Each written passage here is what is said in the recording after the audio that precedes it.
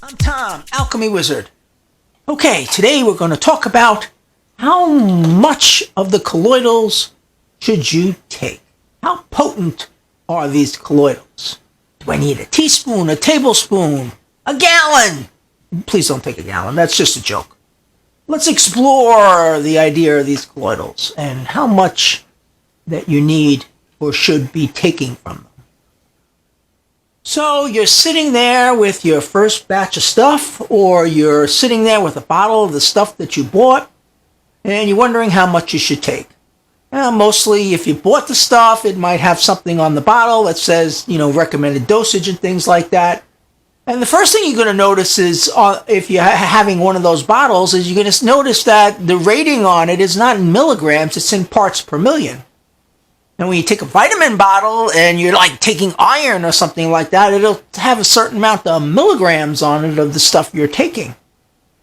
But milligrams of material is generally, that's not dissolved, or that's not material that's suspended in a solution. That's just the amount of raw material that's been used to make the stuff. In the case of taking pills, you're going to swallow that pill, that iron pill, whatever it is. So if it has, 3 milligrams of iron in it, you're going to be swallowing 3 milligrams of iron in it. And then your body's going to break that compound down and put it into your bloodstream. Now, how much of that 3 milligrams of material gets into your body depends on factors that we're not going to cover today. But with colloidals, it's a little bit different because the stuff is a liquid. The milligrams is already in the material. And so all you got to go by is this 60, 20, 30, whatever parts per million that they say on the bottle. But how much dosage are you really taking of the stuff? Colloidals are much more potent than ionic substances like the pills that you take. And the reason that is because the metal or whatever it is that you're taking has already suspended in the water. The hard work has been done. The body does not need to break it down and send it off into the bloodstream. The only thing the body has to do is unpack the colloidal. And once it's unpacked, it can actually absorb the nutrients directly. That takes a whole lot of the digestion process out of the equation completely. In fact, the colloidal nanoparticle cells will flood through your bloodstream and will go to wherever you need, and the body will say, "Oh, I need this," and it will take it.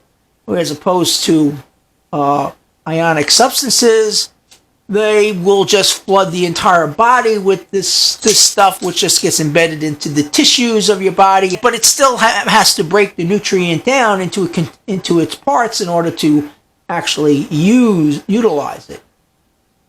So colloidal nanoparticles become much more potent.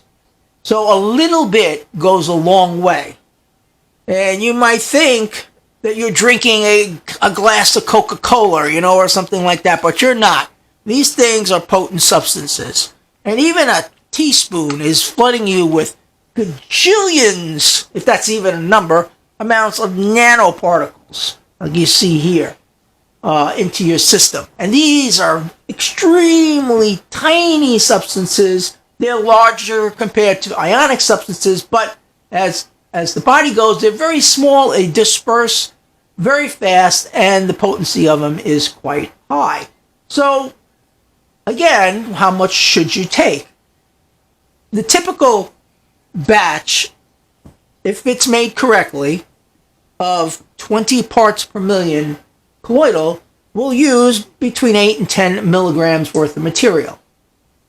And some things like iron or copper will have a high waste factor, and you might use even higher amounts of material, like 30 milligrams of material. But that's still fairly low when you do the math and you divide the milligrams into a teaspoon, which would be 5 milliliters, into 500 milliliters, so you have 100, you're getting 100 times less of the milligrams in there.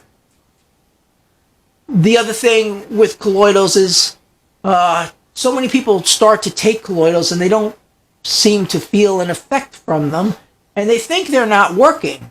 And the thing with colloidals is your body uses them slowly, starts to absorb them slowly, and so you start to feel better, but over days and weeks. I mean, outside of maybe colloidal gold, you might actually feel like you've got a charge or a mental boost with the colloidal gold. I find colloidal gold definitely gives you some sort of an effect that you can feel, but the other colloidals, even platinum, it takes a few days before you start to feel the difference, and then it's so subtle you don't really feel a difference.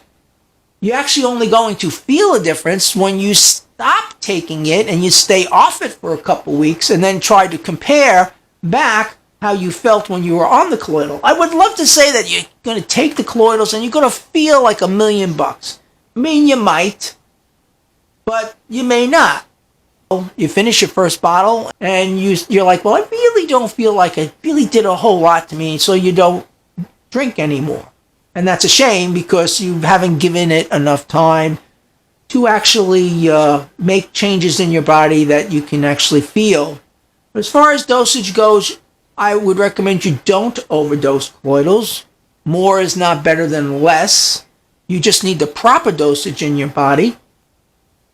Typically, if you follow the dosage and you use about 8 to 15 or 20 milligrams of material, you can use a teaspoon of material a day. You can increase that a little bit. I recommend 1 to 3 teaspoons a day or a tablespoon. I mean, if it helps any, I find it's best to take the colloidals in the morning before you've had anything to drink or eat.